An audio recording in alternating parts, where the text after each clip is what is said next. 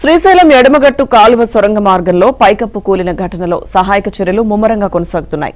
Tunnel లోపల 2 ఇంజనీర్లు, 2 ఆపరేటర్లు, 4 కార్మికులు చిక్కుకోవడంతో వారిని కాపాడేందుకు NDRF, SDRF, Singareni rescue teams, HYDRAA, Indian Army special బెటాలియన్ల ఆధ్వర్యంలో శనివారం రాత్రి 10:30 నుంచి సహాయక చర్యలు ప్రారంభమయ్యాయి. ఆదివారం సాయంత్రం వరకు 3 బృందాలు లోపలికి వెళ్లాయి.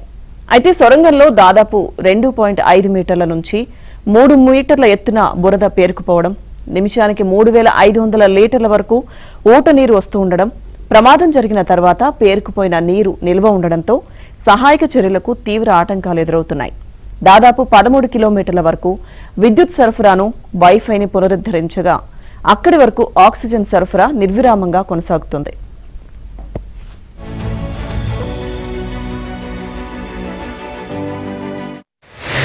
द्विवेदी, श्रीनिवास, 13,500 क्या और आवाजें आ रही है। 13,400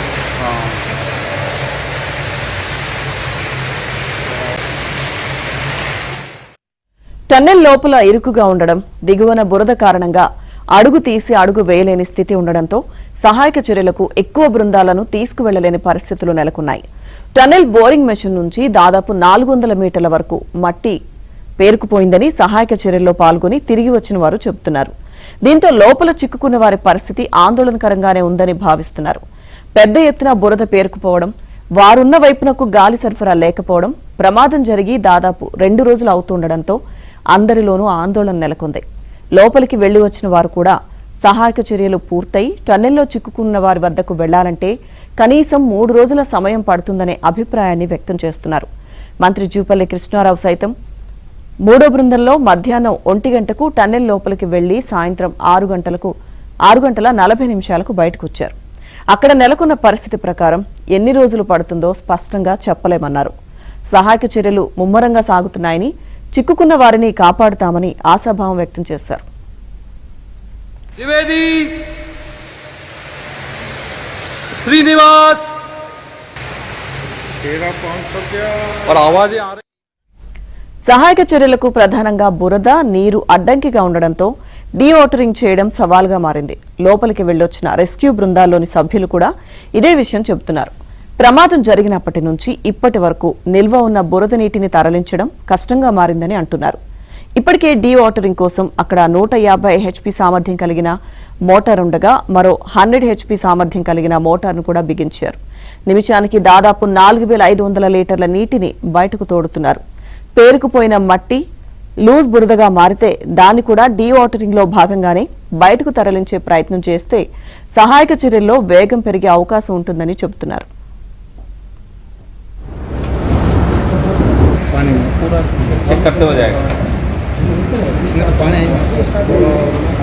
मिट्टी है। हाँ, रबर टीम्स में बैलेंस नहीं बने। ट्यूब्स टाइल्स वाले అయితే టన్నెల్ ఇరుకైనది కావడం కూడా సమస్యగా మారింది. టన్నెల్ దాదాపు 9 మీటర్ల వ్యాసంతో ఉంటుంది. ఇందులో ఎయిర్ పంపింగ్ కోసం పైప్ లాంటి వ్యవస్థ ఉంటుంది. కింది వైపు పైపులు, విద్యుత్ సరఫరా లైన్లు, మట్టి తరలించడానికి కన్వేయర్లు ఉంటాయి. ఈ ఇరుకు సొరంగంలోకి ఎక్కువ మంది వెళ్లి పనిచేయడానికి లేదా ఎక్స్కవేటర్లు అలాగే పెద్ద మెషినరీ వెళ్లి సహాయక చర్యలో పాల్గొనడానికి అవకాశం లేదు. కేవలం 50 నుంచి 60 మంది మాత్రమే వెళ్లి పనిచేయడానికి వీలుంటుంది. సొరంగం లోపల బురద పేరుకుపోవడంతో సహాయక బృందాలు అందులోకి దిగి నడవడం కోసం తడకలను, లూజ్ బురద ఎక్కువగా ఉంటే అందులో నుంచి వెళ్లేందుకు థర్మాకోల్ తెప్పలను, ఊట నీరు ఎక్కువగా వస్తే రక్షణ కోసం ట్యూబ్లను సహాయక బృందాలు లోపలికి తీసుకువెళ్లాయి. మట్టికి అడ్డుగా ఐరన్ షీట్లు, రాడ్లు పడ్డంతో వాటిని కట్ చేయడానికి కట్టర్లు, గ్యాస్ సిలిండర్లు, విద్యుత్ సరఫరా నిలిచిపోతే ఇబ్బంది కాకుండా డీజిల్ జనరేటర్లను తీసుకువెళ్లారు.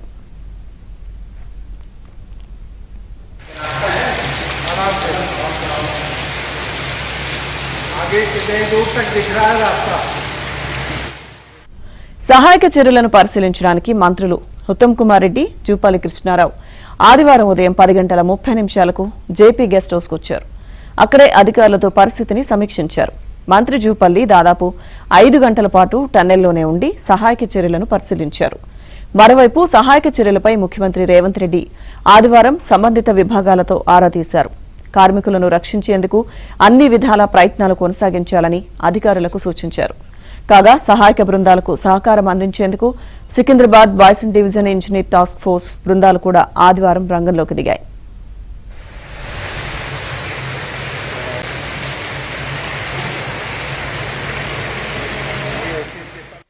సొరంగంలో చిక్కుకున్న వారిని కాపాడేందుకు సహాయక చర్యల్లో భాగంగా భారత సైన్యం ఆధ్వర్యంలో మెడికల్ క్యాంప్ ఏర్పాటు చేయడంతో పాటు 2 ఆర్మీ హెలికాప్టర్లను సిద్ధంగా ఉంచారు.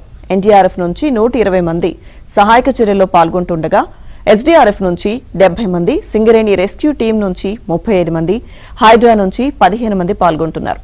నీటిపారుదల శాఖ ముఖ్య కార్యదర్శి Adityanath Das, disaster management special CS Arvind Kumar, IAS Sridhar, HYDRAA commissioner Ranganath, Nagar Kurnool collector Santosh, SP Vaibhav Gaikwad, NDRF కమాండెంట్లు సుధీష్ కుమార్, ప్రసన్న, పవన్, అగ్నిమాపక శాఖ నుంచి RF Harinath Reddy, Singareni rescue team chief Kalandar తదితరులు పాల్గొంటున్నారు.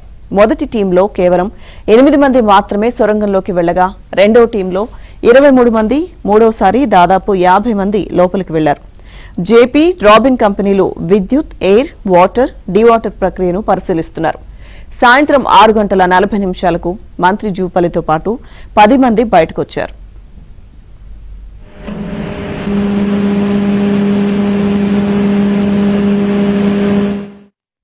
ఎస్ఎల్బీసీ టన్నెల్ లోపల భయానక పరిస్థితి ఉందని, సొరంగంలో గల్లంతైన 8 మందిని ప్రాణాలతో క్షేమంగా తీసుకొచ్చే విషయంలో పరిస్థితి ఆశాజనకంగా లేదని మంత్రి జూపల్లి కృష్ణారావు స్పష్టం చేశారు.